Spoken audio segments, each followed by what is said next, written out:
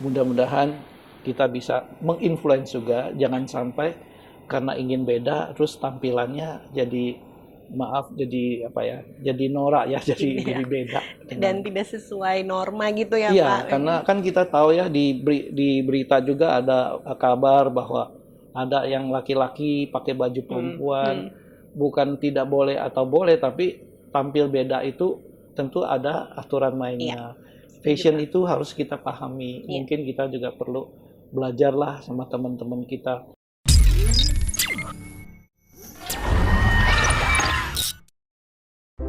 Bismillahirrahmanirrahim. Assalamualaikum warahmatullahi wabarakatuh. Salam Waalaikumsalam. sejahtera buat kita semua. Semuanya mudah-mudahan dalam kondisi sehat. Alhamdulillah siang hari ini kita bisa ketemu lagi dan dalam kondisi sehat pula. Dan saya berharap tentu saja bisnis kita baik-baik saja ya, dan mudah-mudahan tidak terganggu oleh adanya krisis yang kita dengar di dunia. Mulai terasa nih ya, hari ini saya kalau nggak salah dengar Amerika menaikkan suku bunga dan itu adalah apa ya, sebuah action yang terpaksa mereka lakukan juga karena inflasi ya. Mudah-mudahan kondisi Indonesia kita yang kita dengar sih so far baik-baik saja dan bisa bertahan terus. Nah, sore hari ini juga nanti kita bisa ngobrol-ngobrol ya tentang tema yang lagi happening ya. Mudah-mudahan cocok dengan tema-tema yang sedang kalian obrolkan juga. Ya, saya bersyukur sekali hari ini mendapatkan teman yang bisa kita ajak ngobrol, karena memang dunianya juga alhamdulillah juga ada di dunia itu. Dunia yang saya maksud adalah dunia fashion ya. Nah, hari ini saya ditemenin sama Melati. Melati, ya Allah, namanya aja salah gue. Melati ya. Iya. Melati itu adalah orang-orang yang sudah terbiasa di dunia sosial media. Mungkin itu kita anggap itu aja lah sebagai trademarknya. Nah, kita mau bicara tentang fashion, pastilah udah tahu nih apa yang sedang lagi happening di dunia ini ya, dunia fashion ya. Yang lagi rame tentu saja apa yang barangkali sering disebut-sebut Citayam Fashion Week ya. Nah, ini sebuah judul yang jadi rame, kemudian mungkin kita bisa jadikan tema untuk kita obrolin. Nah, sebelum kesana kita punya waktu sekitar 10-20 menit lah kita ngobrol dulu ya. Jadi karena kita anggap ini kan YouTube ini yang kita pakai untuk ngobrol-ngobrol santai aja dengan hal-hal yang sedang terjadi. Jadi yang saya maksud itu adalah fashionnya. Jadi kalau kita masuk ke dunia fashion, kita tahu fashion itu selalu kedengarannya sebuah usaha kreatif ya, yang sangat melelahkan kadang-kadang juga ya.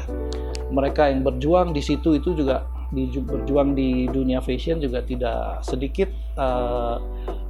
jerih payahnya ya. Tidak hanya juga waktu tapi juga biaya yang tidak sedikit ya.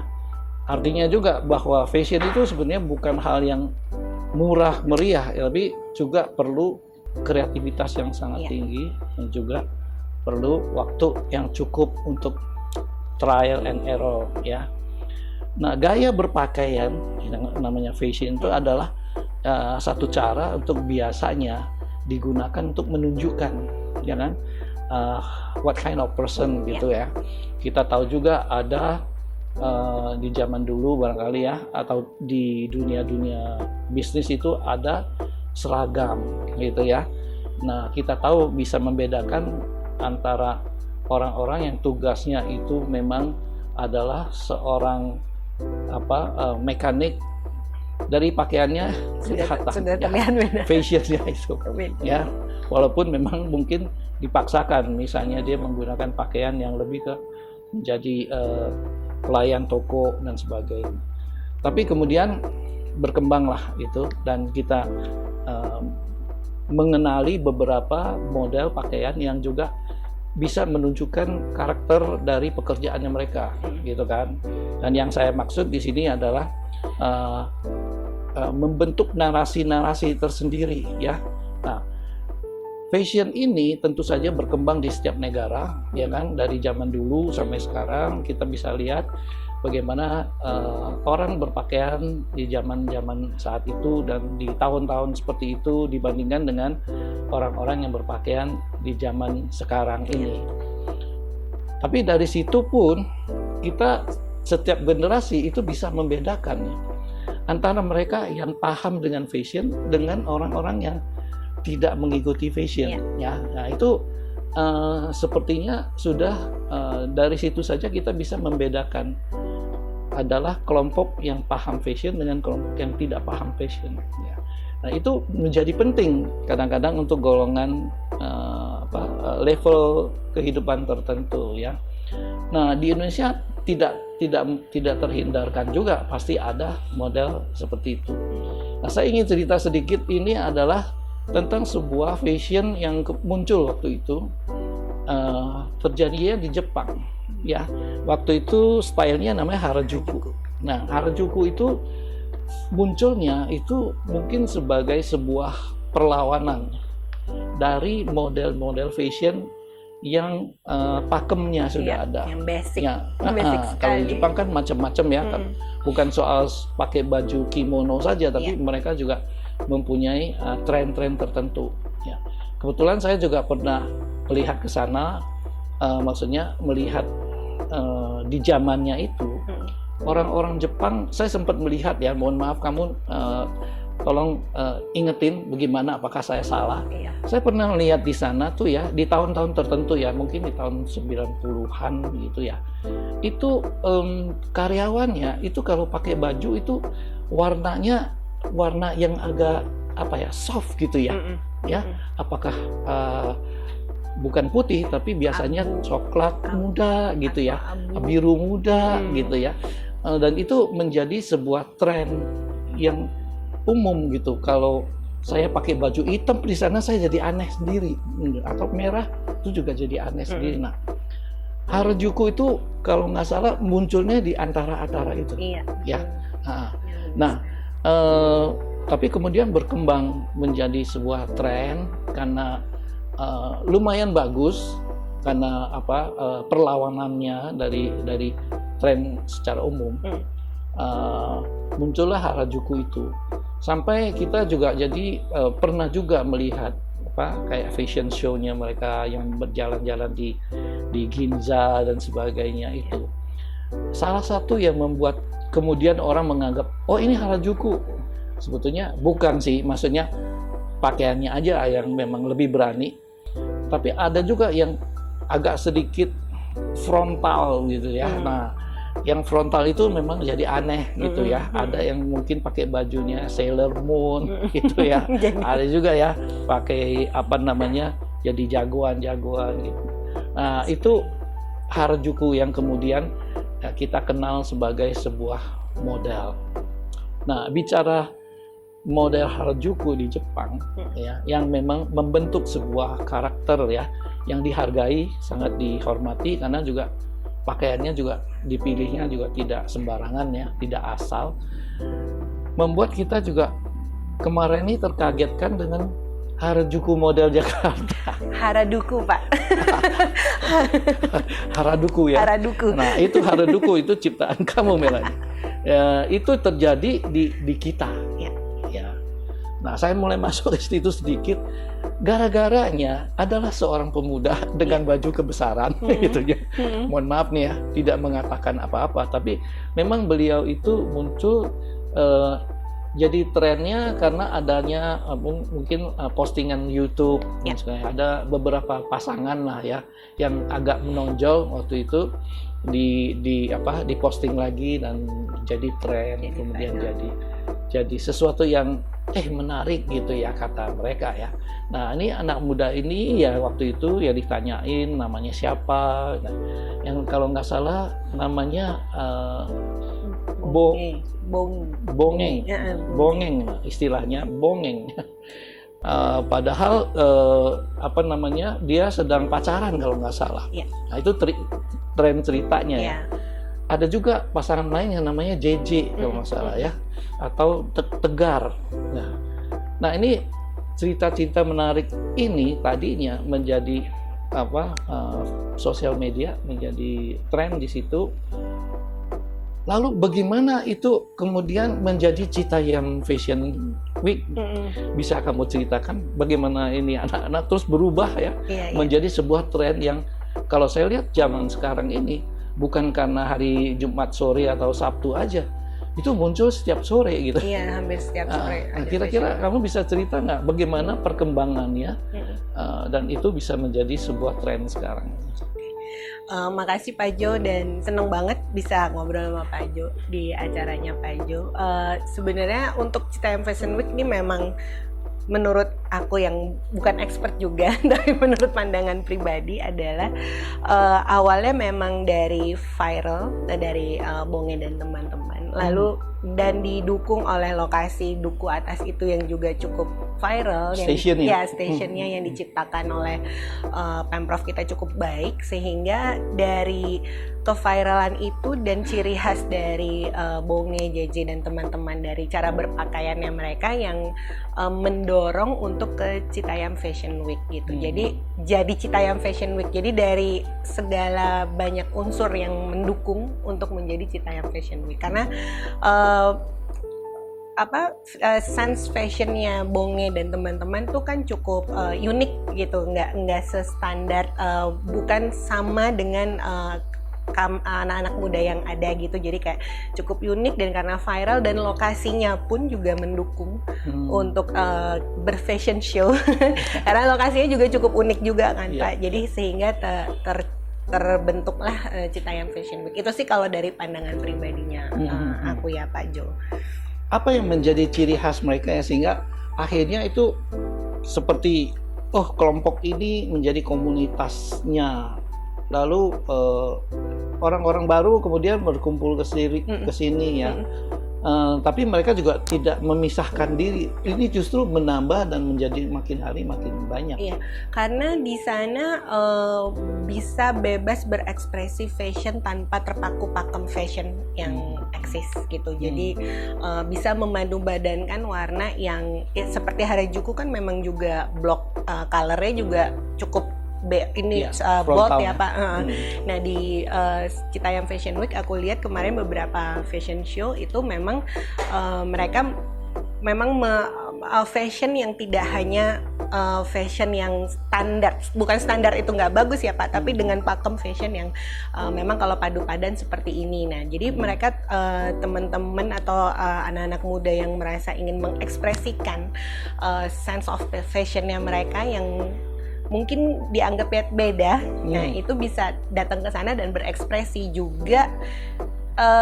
Dengan sosial media itu kan banyak sekali anak muda pengen bisa berani tampil, mengekspresikan diri kan Pak. Nah di sana ada panggungnya, ada audiensnya, ada wadahnya. Nah makanya pada datang, pada mencoba mengekspresikan fashion dan kalau mereka fashion show gimana sih rasanya gitu di halayak ramai gitu. Kalau menurut aku Pak. Jadi kalau apakah ya, saya sih menduga-duga aja, karena kalau saya sendiri ke sana terus saya pakai baju yang aneh-aneh, saya malu sendiri mungkin ya, karena saya merasa saya beda sendiri gitu, dan mungkin saja saya udah belum masuk ke situ aja sudah membayangkan pasti orang mentertawakan saya gitu. Nah kemampuan untuk yakin gitu ya, kalau saya lihat anak-anak itu percaya diri aja ya, apakah dia kecil, apakah dia mungkin juga dewasa pakai jilbab atau tidak gitu ya, kemudian mungkin apakah yang agak gemuk ataupun kurus, tetap berani dan tetap berani menyeberangi zebra cross di situ, berhenti di tengah, terus bolak-balik untuk berpose, nanti balik lagi. Nah itu kan sebuah kepedean yang luar biasa ya. Nah kalau saya lihat kan tidak ada sekolahnya ya, yang kemudian mengajarkan kamu harus begini dan begitu, tapi secara sikap mereka kok seperti sudah janjian Sudah gitu. tahu gitu ya Pak. Nah, kok bisa ya itu ya seperti itu? Iya, beruntungnya mereka besar di zaman yang sudah diprovide oleh YouTube dan sosial media. Mereka bisa otodidak dulu ya Pak. Mungkin memang pasti berbeda dengan mengikuti belajar yang memang ada instrukturnya, ada teorinya gitu. Tapi ya alhamdulillahnya mereka bisa mengakses informasi dari manapun, sehingga basic jalannya mereka bisalah melenggak-lenggok di zebra cross itu. Dan kalau tadi Pak Jo bilang kok PD-nya timbul ya, karena hebatnya tuh Bonge dan teman-teman tuh bisa memberikan wadah di sana untuk mengekspresikan diri dengan dengan fashionnya mereka yang mungkin kalau ke tempat yang lebih umum itu akan dianggap aneh ya gitu. Tapi di sana itu diperbolehkan segala bentuk macam fashion gitu. Itunya ya dikondisikannya seperti itu sih. Iya. Jadi sepertinya kalau saya melihatnya sih, kalau saya sendiri mungkin saya merasakan ini bukan untuk usia saya gitu. Kalau usia mereka memang cocok aja gitu ya. Tapi tanpa ada sekolah pun ya seperti itu, barangkali orang-orang di sana tuh saling belajar ya mungkin ya. Iya. Melihat di YouTube atau apa gitu Iya, ya. Sehingga dia at least mengambil sedikit inilah tata kramanya di situ ya. Sehingga mereka berani muncul. Dan juga di sana mungkin ada tidak disebutkan, tapi tidak langsungnya mereka janji tidak akan ketawakan gitu barangkali ya. Ada PD iya, gitu. Saling menghargai lah apa yang ada di sana. Ya itu lucu ya. Jadi tapi akhirnya itu berkembang menjadi sebuah tren. Ya. Dan menjadi gaduh lah semuanya juga. Apakah itu pejabat pemerintah, mungkin juga tamu negara yang muncul di situ mempelajari itu. Tren ini yang saya pikirkan ya, selain tentu itu menjadi berita, TV muncul di mana-mana, bahkan ada yang mau mendaftarkan hak cipta ya, dan sampai membawa uang juga ratusan juta. Itu kan adalah influence ya yang sebetulnya di luar dari kelompok tadi itu ya yang tadinya berkembang lumayan punya culture sendiri, tapi sekarang ada muncul kelompok-kelompok yang berbeda. Dan namanya juga kelompok itu kan bisa macam-macam, ada kelompok yang berbedanya itu beda jauh gitu ya. Ada juga kelompok yang merasa dia itu anak-anak Jakarta, sekarang kok nggak dapat tempat ya. Jadi merasa ini jadi bukan di rumahnya mereka. Mungkin aja mereka merasa tergeser dan sebagainya. Nah, itu mungkin akan menimbulkan efek yang kurang baik ya.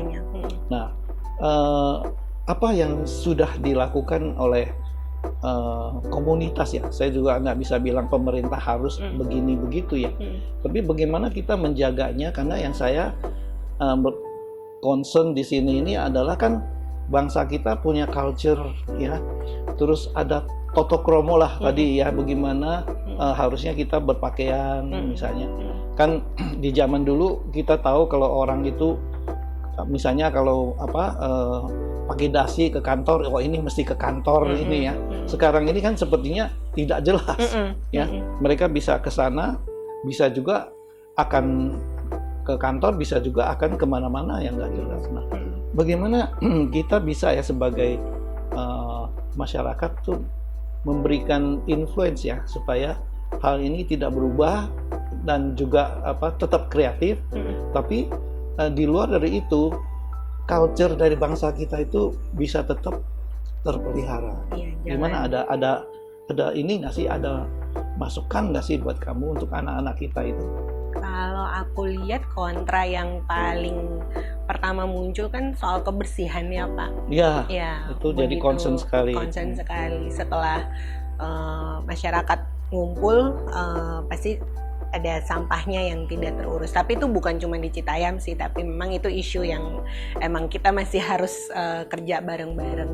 Nah, selain dari itu edukasi dari mungkin dari influencer yang tertarik juga dengan Citayam bisa memberi pelajaran atau edukasi tentang misalnya seperti kebersihan, ataupun influencer atau fashion designer itu juga tetap bisa mengarahkan kalau bolehlah dengan berekspresi tapi tanpa meninggalkan ininya Indonesia ya, culture-nya Indonesia, bahwa memang di mana kesopanan itu masih paling utama gitu ya Pak Jo, ya kalau untuk fashion gitu, dan jadi tidak melenceng karena ini awalnya hanyalah tempat wadah untuk kita bisa berekspresi. Iya, berekspresi, tapi jangan sampai digunakan ke arah yang kurang baik gitu. Iya. Jadi mungkin emang dari influencer yang bisa memberi edukasi kepada adik-adik yang memang mau berekspresi di sana. Jadi kalau begitu mungkin kita perlu ada contoh yang lain ya. Selain contoh yang tadi oleh Bonge, barangkali dia sudah mengekspresikan a person dengan kebebasan sebebas-bebasnya, tapi kan kita juga ingin mengingatkan bebas juga ada batasnya. Mungkin harus ada toto kromo tadi itu. Nah, yang ini harus kita buatkan contoh juga ya. Karena kalau saya tidak salah, kita ingat kan di Indonesia kan juga dunia fashion itu juga secara tidak langsung sudah ada pakemnya ya kan. Kita juga tahu di Indonesia kita ada sekolah Pragawati, ada kecantikan, pemilihan ratu kecantikan, itu kan semua adalah sekolah-sekolah fashion yang dalam tanda kutip universitasnya lah begitu ya. Dan mereka yang lulus dari situ umumnya kan diterima sebagai the person that understand fashion gitu. Nah, untuk di Indonesia misalnya salah satu yang saya suka menghargai, mengagumi itu kan misalnya sekolah pramugari ya. Misalnya, nah coba teman-teman kita yang pernah jadi pramugari di Garuda itu, mereka tuh dulunya tuh kan mengikuti sekolah gitu ya. Ada training center. Betul, bukan hanya belajar berenang dan menghadapi customer kalau tenggelam, tapi mereka juga ada training yang mengajarkan bagaimana mereka berjalan, ada barangkali buku yang ditaruh di kepala supaya jalannya bagus. Dan itu tidak hanya satu perusahaan airline, yang kemudian juga airline itu juga banyak ya mentrain orang-orang di samping hotel. Ya, saya juga alhamdulillah dari hotel juga, jadi kita tahu ya ada aturan-aturan mainnya. Nah, yang seperti itu yang mungkin sekarang ini kelihatannya kok kurang menonjol ya, kurang kelihatan sebagai the school yang mereka ini ya. Mungkin kalau saya sih mengusulkan harusnya ada semacam pertandingan atau apa, sehingga memunculkan ya mereka dengan cara fashion yang benar di dalam forum yang lebih diterima oleh semua masyarakat secara sosial media juga, untuk menjagalah keseimbangan dari yang bebas-bebas banget gitu. Untuk masih dalam koridornya gitu ya bagaimana? Pak. Nah, koridor ini yang kita harus mungkin menciptakan untuk mereka ya. Apakah para teman-teman kita dari perusahaan yang tentang beauty dan sebagainya itu bisalah berkolaborasi ya. Apakah itu airline, hotel, let's do something dengan cara seperti itu yang akhirnya supaya ya kita bisa kembali lagi dengan pakem-pakem yang sudah ada gitu. Nah, itu akan jadi menarik kalau saja mungkin kita juga jangan salah paham bahwa kalau fashion itu pasti mahal. Karena ya anak-anak kita kadang-kadang merasa dia bisa bebas di situ karena nggak usah beli yang di mana gitu. Tapi sebetulnya ukuran mahalnya itu juga ada quality ya di dunia fashion ya. Nah, di dunia fashion ini tidak dalam waktu yang cepat juga, yang karena tren lalu mereka jadi terkenal juga enggak. Fashion yang kita kenal kan juga yang kita tahu mungkin juga perlu waktu bertahun-tahun Iya. sebelum mereka itu menjadi brand yang diakui ya. Mm-mm. Nah, mungkin kita coba ngobrol-ngobrol nih, anggap saja kalau kita sama anak SMA lah misalnya. Kalau sama saya cucu saya lah barangkali ya. Kalau kita ngobrol sama temen, barangkali yang orang-orang anggap ibu-ibu mungkin sudah tahu lah brand ini brand itu ya. Tapi mungkin saya ingin lebih jauh dari itu nih, misalnya dengan anak-anak umur 15 tahun lah gitu. How well can they express ya kepada kita juga, apakah mereka sudah paham ya tentang brand-brand tertentu? Oke. Kalau dari pengamatan aku Pak, karena balik lagi sudah terbukanya informasi itu, jadi youngers ini yang mulai dari 15 yang sudah mulai melek fashion Pak, itu Betul. mereka sudah mengetahui Sudah tahu ya sudah mereka ya? tahu brand-brand yang cukup mature atau brand-brand legend lah yang mendunia, itu mereka sudah sangat aware. Oke. Udah. Jadi anak-anak yang dulu saya lihat remaja-remaja umur 13-15 tahun itu bicara brand itu, mohon maaf kalau saya sebut ya, barangkali bicara mereka yang pertama dia kenal itu untuk jadi brand dia adalah Justice misalnya. Oh iya. Itu Iya. dunia anak-anak Iya, betul. cewek itu biasanya begitu ya. Bukan mother care sih Ke ketinggalan baby, mamahnya yang tahu. itu mungkin untuk bayi-bayi ya ceritanya. Tapi kalau Justice itu, kalau mereka mulai kenal Justice, mulai sepertinya sudah tahu nih, sudah betul. tahu sedikit brand, bukan soal barang mahal. Soal mahal itu relatif ya. Iya. Dan kemudian mulai bergerak juga menjadi Zara gitu ya. Nah, mulai ada masuk ke sana, dan kemudian mereka mulai memahami beberapa brand. Nah, beberapa brandnya ini maksud saya itu enggak cuma soal brand fashion, tapi kemudian akan bergerak juga dari sepatu sampai jewelries ya. Nah, itu kalau kamu sebagai mereka ya, umur 15 tahun sekarang ini, beda dikit Pak. beda dikit kalau mau you decide saya mau pakai apa ya, sepatu apa ya, kira-kira rekomen kamu apa? Kalau untuk umur 15 sekarang itu trennya kan casual ya Pak. Casual ya? Smart, casual dan sporty. Mungkin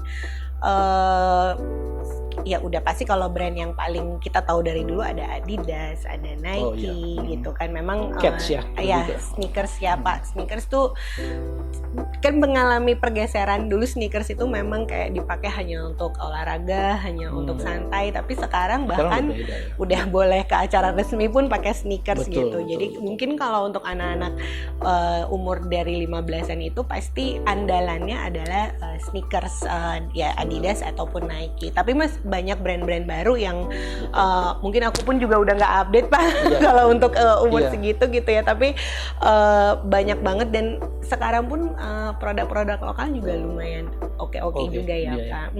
Bagus-bagus ya. Bagus-bagus ya, juga. ada yang haknya tinggi sekali. Wages ya Pak. Saya nggak ngerti. Bentuknya sneaker tapi tetap pakai heels ya Pak. Kadang-kadang heran ini kok masih bisa buat mereka. Tapi itu jadi tren buat mereka. Betul. Ya. Selain itu mungkin tas ya. Iya.